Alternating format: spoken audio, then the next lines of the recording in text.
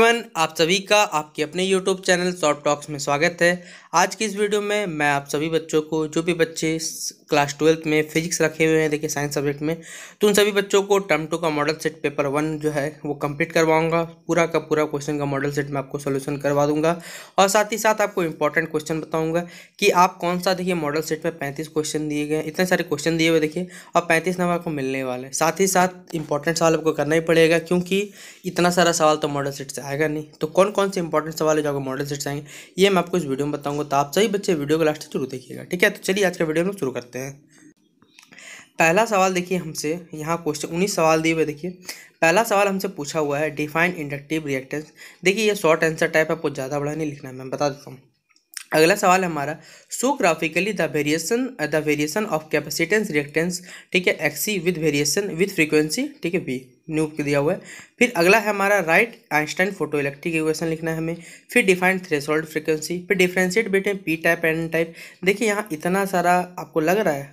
अब by drawing energy band diagram, देखिए 1 number का सवाल है ये सवाल। डिफरेंशिएट भी बताना है पी टाइप और एन टाइप, ठीक है, और क्या ड्राइंग की सहायता से एनर्जी बैंड डायग्राम बनाना है। तो क्या ये 1 नंबर का सवाल है, खुद बताइएगा। कितना भी कर लीजिए आप, 5 से 6 लाइन उसको नहीं हटा सकते। अगला, so variation of photo current with collector potential at constant frequency state Huygens principle. तो ये कुछ सवाल है जो 1-1 नंबर है आपको लिखने दिया जाएगा। और बाकी देखिए यहाँ पर लिखा हुआ है आपको एक डायग्राम, 5 नंबर जो सवाल है पी टाइप और एन टाइप को डिफरेंशिएट करना है, और साथ ही साथ एनर्जी बैंड डायग्राम के द्वारा। तो चलिए पहले क्वेश्चन नंबर 1 to 7 का हम लोग आंसर देखते हैं, फिर बाकी सेक्शन बी को कंप्लीट करेंगे एक बार में, ठीक है। तो सेक्शन ए को चलिए हम लोग पहले कंप्लीट करते हैं आराम से। तो पहला देखिए, इंडक्टिव रिएक्टेंस किसे कहा जाता है, इसे आपको डेफिनेशन लिखना है। तो inductive reactance is the opposition offered by the inductor in an AC circuit to the flow of an AC circuit current, ठीक है। तो यहाँ से इतना लिखिएगा, बाकी आप छोड़ सकते हैं। इसे रिप्रेजेंट किया जाता है एक्सेल के द्वारा और मेजर किया जाता है, देखिए उनसे याद रखिए ये बात भी, ठीक है। तो क्वेश्चन नंबर 1 का आंसर हमारा हो गया। इसी तरह देखिए क्वेश्चन नंबर 2 में आपको बच्चों एक ग्राफ की विधि से क्या करना है बच्चों, आपको इस सवाल का जवाब देना है, ठीक है। पहले तो हम लोग जानते हैं कि एक्सी बराबर क्या होता है 1/ωc, फिर 1/2 एफ सी लिख देंगे। एक्सी क्या होता है 1 बाय फ्रीक्वेंसी के क्या होता है, इन्वर्सली प्रोपोर्शनल होता है, और जहाँ एफ क्या है भी के बराबर है। आपको सिर्फ ग्राफ दिखाने बोला है, तो आप ये ग्राफ भी दिखा सकते हैं, और ये किसका होगा, रेक्टेंगुलर हाइपरबोला की तरह ही होता है, ठीक है, इसलिए इसका आंसर ये हो जाएगा, ठीक है। तो क्वेश्चन नंबर 2 कंप्लीट होता है। अब हम लोग 3 का आंसर देखते हैं। देखिए बच्चों, आइंस्टाइन फोटो इलेक्ट्रिक इक्वेशन की each quantum has an energy H, if the energy exceeds the minimum energy to emit electron, then the electron is emitted with maximum kinetic energy. Planck's constant is h बराबर क्या होता है 6.62 into 10 to the power -34 joule second. This equation is known as Einstein photo electric equation. तो ये question number 3 का answer रहा। अब चलिए क्वेश्चन नंबर 4 का आंसर देखते हैं। पहले देखिए आंसर करवा देता हूँ, फिर इंपॉर्टेंट टिक करवाऊंगा आप लोगों को, ठीक है, क्योंकि एक बार में फिर दिक्कत होगा आप लोग, इसलिए सबसे पहले आंसर लिख लीजिए आप लोग।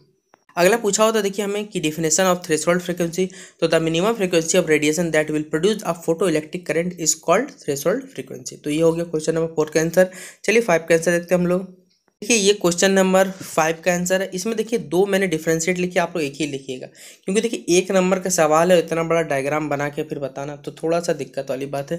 डायग्राम आपको जो आता है आप वो बना सकते हैं, मैंने ये बना कर रखा है, इसमें कोई दिक्कत नहीं, ठीक है। एक्सेप्टर एनर्जी लेवल बताता है आपका पी टाइप, और ये बताता है डोनर एनर्जी लेवल, ठीक है। इस तरह का स्ट्रक्चर होता है यहाँ पर कि यहाँ डेंसिटी होल क्या होती है, ज़्यादा होती है डेंसिटी ऑफ इलेक्ट्रॉन, उसका उल्टा हो जाएगा, इलेक्ट्रॉन ज़्यादा होगा और आपका होल कम होगा, ठीक है। इसे चलता है प्रोसेस। देखिए सारा का सारा लिखा हुआ है क्वेश्चन नंबर हमारा 7 में, ठीक, क्वेश्चन नंबर 5 में, ठीक है। क्वेश्चन नंबर हमारा 4 नीचे था, 5 यहाँ। चलिए हम 6 नंबर देखते हैं आंसर।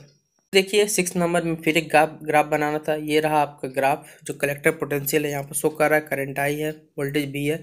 ये 6 नंबर का आंसर हो गया। अब चलिए 7 नंबर का आंसर हम लोग देखते हैं। अगला हमारा था, पूछा गया 7 नंबर में हाइजेंस प्रिंसिपल के बारे में बताना था, डिफाइन हाइजेंस प्रिंसिपल। तो Huygens principle state that each point of a wave front is the source of secondary wavelets small waves which are spread in all direction with the speed of the wave. तो यहाँ black colour तक ही लिखिएगा, उससे लिखने की जरूरत नहीं, क्योंकि हमें बोला गया छोटा लिखना, ठीक है, ज़्यादा बड़ा नहीं लिखना। तो यहाँ लिख दीजिएगा, बस आपका आंसर हो जाएगा, ठीक है। अब अगला क्वेश्चन देखते हैं हम लोग। देखिए बच्चों, चलिए हम लोग पहले, ये तो 8 नंबर का एक आंसर रहा। पहले चलिए क्वेश्चन देख लेते हैं एक बार। बच्चों ये सेक्शन बी रहा है, और इसमें बच्चों आपको सिर्फ 5 सवाल बनाने 7 में, चलिए 7 सवाल देखिए पहला सवाल है, हमसे पूछा गया identify the symbol of the logic gate. इसका इस जो लॉजिक गेट इसका सिंबल बताना है। फिर हमें ट्रुथ टेबल बताना है कि इसका नैंड और ओर गेट का बताना है, ये भी बस आपको 2 मार्क्स मिलेंगे। फिर 3 प्रॉपर्टीज ऑफ इलेक्ट्रोमैग्नेटिक वेव्स बताना है हमें। फिर एक वर्क फंक्शन दिया हुआ है सीजियम मेटल का 2.14 electron volt, light of frequency दिया हुआ है 6 × 10⁻14 हर्ट्ज दिया हुआ है, और आपका incident of the metal surface, photo emission of electrons occurs, what is the, देखिए 3 क्वेश्चन हम पूछे गए हैं कि maximum kinetic energy of the emitted electron क्या होगा, फिर स्टॉपिंग पोटेंशियल क्या होगा, फिर maximum speed of the emitted photo electron. यहाँ 3 सवाल पूछे गए हैं। फिर क्वेश्चन नंबर 4 हम 11th हमारा जेनर डायट क्या है, इसके एक्सप्लेन करना है। Explain working Zener diode as a voltage regulator. फिर हमारा using phasor diagram analysis of series LCR circuit, find the expression for impedance of the circuit. फिर डिफाइन टोटल इंटर रिफ्लेक्शन और write a condition for total internal reflection to take place. और हमारा 13 का 3 answer पूछा गया, write an expression for critical angle. ठीक है। फिर 14 नंबर सवाल है, एक डबल कैनवस लेंस है जिसको मैन्युफैक्चर किया जाता है ग्लास से, जिसका रिफ्रैक्टिंग इंडेक्स 1.5 दिया हुआ है और दोनों फेसेस का रेडियस सेम है। ये बताया गया यहाँ पर रेडियस ऑफ कर्वेचर जो है वो focal length, radius of curvature क्या होगा, फोकल लेंथ कितना होगा 20 सेंटीमीटर। तो ये बताना है 14 तक। तो 8 नंबर से लेकर 14 तक ये सारा का सारा आपका क्या है, आपका ये आपका सारा का सारा यहाँ पर से मैं आपको चलिए आंसर बताता हूँ पहले। ठीक है। तो चलिए पहले 8 से लेकर 14 तक का आंसर देख लेते हैं। कि ये क्वेश्चन नंबर 8 का ए नंबर सिंबॉलिक रिप्रेजेंटेशन हो गया ये। ठीक है। अब इसी के बाद बच्चों जस्ट हम लोग ऊपर जाएंगे तो हम लोग मिलेगा आपका एल्जेब्रिक फॉर्म मिलना। ठीक है। आपको निकालना था नैंड गेट का, तो देखिए ए बी रखेंगे, वाई रखेंगे तो 0 0 1 होगा, 0 1 1 होगा, 1 0 1 होगा, और 1 1 क्या होता है 0 होता है। इसी तरह और गेट का भी देखिए ये सिंबल है, नोटिफिकेशन है, इस तरह दिखा सकते हैं। फिर ए बी निकालना है। फिर आपका बुलियन अलजेब्रा देख लीजिए 0 0 0 0 1 0 1 0 1 और 1 1 1 होता है। ठीक है। तो इस तरह हमारा 18 नंबर जो सवाल है बच्चों वो खत्म होता है। ठीक है। कोई क्वेश्चन नंबर 8 खत्म होता है हमारा। अब 9 नंबर सवाल है कि 3 प्रॉपर्टी बताने थे बच्चों इलेक्ट्रोमैग्नेटिक वेव्स का, तो क्या स्पीड, वेवलेंथ और फ्रीक्वेंसी, इसका राइट आंसर हो जाएगा। ठीक है। अब क्वेश्चन नंबर 10 का आंसर देखते हैं हम लोग। देखिए ये थोड़ा सा आपको पेज को थोड़ा सा बच्चों एडजस्ट करना पड़ेगा, मैं बता देता हूँ। ये PDF जब बन रहा था तब मुझे याद नहीं था कि ऐसा भी होगा कष्ट, आप लोग तो एडजस्ट कर लीजिएगा कि भी मैक्सिमम बराबर बच्चों। तो देखिए थोड़ा सा मैंने यहाँ घुमा दिया ऐसे, तो भी मैक्सिमम बराबर देख लीजिएगा आप लोग सभी बच्चों का आंसर इसका। देखिए ये 9 नंबर था, 9 नंबर के बाद बच्चों हमारा 10 नंबर होगा। ठीक है। देखिए 10th का पहला आंसर यहाँ मिल जाएगा आपको, फिर दूसरा पार्ट का आंसर यहाँ पर है। देखिए दूसरा पार्ट का आंसर ये वाला है बच्चों। ठीक है। दूसरा पार्ट का आंसर ये वाला मिल जाएगा 10th का 2, 10th का बच्चों C यहाँ पर आंसर मिलेगा। ठीक है। तो थोड़ा सा अप डाउन हो गया पे, थोड़ा एडजस्ट कर लीजिए आप सभी बच्चे भी। ठीक है। अगला सवाल बच्चों जेनर डायोड पूछा गया। तो जेनर डायोड क्या होता है, सिलिकॉन सेमीकंडक्टर होता है जो PN जंक्शन का होता है, जो स्पेशली डिजाइन किया जाता है ताकि रिवर्स बाइट कंडीशन को क्रिएट किया जा सके। ठीक है। तो 11th नंबर का आंसर ये हो गया। फिर 11th के बच्चों देखिए सेकंड में जेनर डायोड हमारा वो कैसे वोल्टेज की तरह काम करता है। तो यहाँ लिखा हुआ Zener diode are widely used as voltage reference as a shunt regulator in regulate the voltage across small circuit. ठीक है। तो ये देखिए पूरा लिखा हुआ है यहाँ पर आंसर, आपको डायग्राम बनाना है, तो बच्चों ये डायग्राम आपको बनाना एग्जाम में। ठीक है। किस तरह का तो किस तरह करके हमारा जनरेटर एक वोल्टेज रेगुलेटर तरह काम करता है। ठीक है। देखिए ये आंसर यहाँ लिखा हुआ है, यहाँ देख लीजिएगा। अब क्वेश्चन में चलिए 12th का आंसर देखते हैं हम लोग। ये क्वेश्चन नंबर 12th का आंसर है बच्चों। ठीक है। देखिए यहाँ नेट अपवर्ड इम्पीडेंस दिया हुआ AB बराबर X बराबर ओमेगा L बराबर -1/ωc हो जाएगा, इन रेजिस्टेंस R हो गया। ठीक है। ये 12th का बच्चों कुछ आंसर पार्ट यहाँ बाकी था, तो यहाँ से भी देख लीजिएगा आंसर। ठीक है। ये 12th में कंप्लीट होता है। अब बच्चों 13 नंबर हमारा, तो ये है आपका टोटल इंटीग्रल रिफ्लेक्शन। आपको जो भी डेफिनेशन है उससे कम हो जाए, इससे कोई दिक्कत नहीं है। कि जब लाइट ट्रैवल करता है बच्चों कहाँ से, optically denser medium to optically rare medium. ठीक है। At the interference. ठीक है। It is partially reflected by and the same medium and party attracted to the second medium, this reflection is called the integral reflection. ठीक है। तो question 13 का answer यहाँ से यहाँ हो जाएगा। ठीक है। फिर बच्चों क्वेश्चन नंबर 13 का देखिए और 2 सवाल थे कि 2 कंडीशन बताने थे। तो क्या हो जाएगा, light travel from denser to rare, और हमारा क्या हो जाएगा IC यानी क्रिटिकल एंगल। फिर IC का फॉर्मूला बताना था, साइन इनवर्स 1/μ हो जाएगा। 14 नंबर का आंसर फ्रॉम द लेंस का फॉर्मूला हम जानते हैं 1 बराबर μ2/μ1 -1। ठीक है। फिर ब्रैकेट में हो जाएगा 1/r -1/2। ठीक है। आपका बिल +20 ये दिया हुआ। ठीक है। 1μ1/μ2 क्या हो जाएगा 1.5 हो जाएगा, और r बराबर क्या -r2 बराबर क्या रख लेंगे लोग, r मान लेंगे। ठीक है। इसके बाद फिर देखिए ये क्वेश्चन नंबर जो हमारा का 14 नंबर का आंसर है। ठीक है। ये भी 14 का आंसर देखिए, आर का वैल्यू आएगा 20 सेंटीमीटर। ठीक है। कैलकुलेट करिए तो कितना सेंटीमीटर आ जाएगा, 20 सेंटीमीटर आपका आंसर आ जाएगा।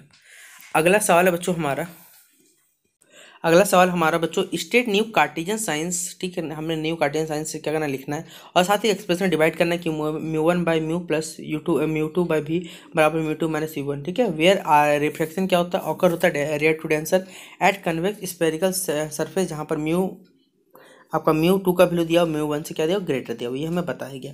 तो चलिए क्वेश्चन नंबर 15 का आंसर देखते हैं। फिर बच्चों 16 नंबर हमें क्या बताना, यंग्स डबल स्लिट एक्सपेरिमेंट के लिए आपको एक्सप्रेशन लिखना है।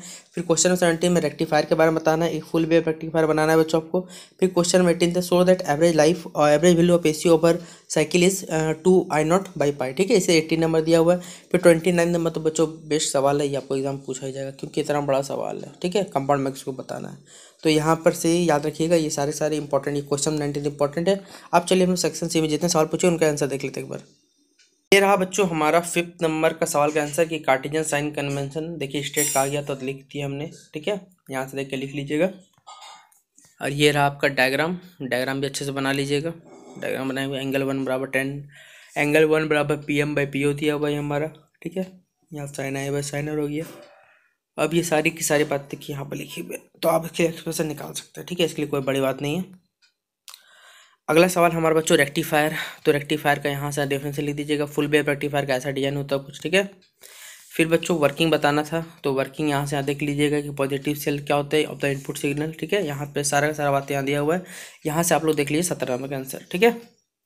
फिर बच्चों 18 नंबर का आंसर थोड़ा सा आप लोग एडजस्ट कर लीजिएगा, फोन को वर्टिकल घुमा लीजिएगा, ये 18 नंबर का आंसर है, आप लोग अच्छे से स्क्रीनशॉट ले सकते हैं, मुझे कोई आपत्ति नहीं, 18 नंबर का आंसर आपको यहाँ मिल जाएगा, ठीक है। तो ये 18 नंबर का आंसर है। फिर बच्चों 18 को चलिए पूरा कर लेते हैं। पहले 18 का बच्चों यहाँ 18 हो गया, 16 नंबर होगा, वो 18 ही बच्चों 16 है। यहाँ पर से पहला पेज होगा हमारा स्टार्टिंग, ठीक है, ये डायग्राम इस तरह करके कुछ आपको बनाना है। फिर यहाँ पर S1P बराबर S2P बराबर 3, ठीक है। ये बच्चों हमारा 16 नंबर का सवाल था जो मैंने कहा था आपको, ठीक है, वो डबल आ गया है। फिर बच्चों ये रहा हमारा फॉर कंस्ट्रक्टिव इंटरफेरेंस, देखिए लिखा हुआ डायग्राम, ये क्या कहलाता है, ठीक है। फिर बच्चों हमारा क्वेश्चन नंबर बच्चों ये हो गया, ठीक है, 18 नंबर कंप्लीट हो गया। फिर 19 नंबर बच्चों आपको डायग्राम बनाना था, तो ये डायग्राम आप बना सकते हैं, ये डायग्राम अच्छा है, कम आपको थोड़ा मेहनत लगेगा, हाथ से भी कागज से ड्रॉ कर सकते हैं, लेकिन एग्जाम में पेंसिल से बनाइएगा, बेटर बनाइएगा, ठीक है। ये आपको इस तरह कुछ डायग्राम बनाना है, ठीक है। फिर क्वेश्चन नंबर बच्चों हमारा यहाँ दोस्त एक सवाल था जहाँ आपसे पूछा गया था, ठीक है, ये कंपाउंड मैग्नीट्यूड के बारे में पूछा गया था। यहाँ कुछ मैग्नीफाइंग पावर अगर आपको मिल जाए तो क्या करिएगा, ठीक है, तो बोला ही गया कि अब क्या करिएगा, सीधा बात है, ठीक है। तो यहाँ पर देखिए एक्सप्रेशन है, ये आपका डेरिवेशन रहा, यहाँ से M का वैल्यू मैग्निफिकेशन का निकलेगा F0/FE 1+FE/D, तो यहाँ तक कंप्लीट हो जाता है हमारा। तो ये थे बच्चों क्लास 12 फिजिक्स का, देखिए मॉडल सेट पेपर 1, इतना आपको सॉल्यूशन करवा देता हूँ। अब नेक्स्ट वीडियो में बच्चों मैं आऊँगा जब, तो मॉडल सेट पेपर 3 भी टू सॉल्यूशन करवा दूँगा, साथ ही साथ इंपॉर्टेंट क्वेश्चन बता दूँ जो आपके एग्जाम में आएंगे, ठीक है। फिलहाल अगर ये वीडियो पसंद आए तो वीडियो को अपने दोस्तों से शेयर जरूर कर दीजिएगा। तो चलिए मिलते हैं अपने अगले वीडियो पर।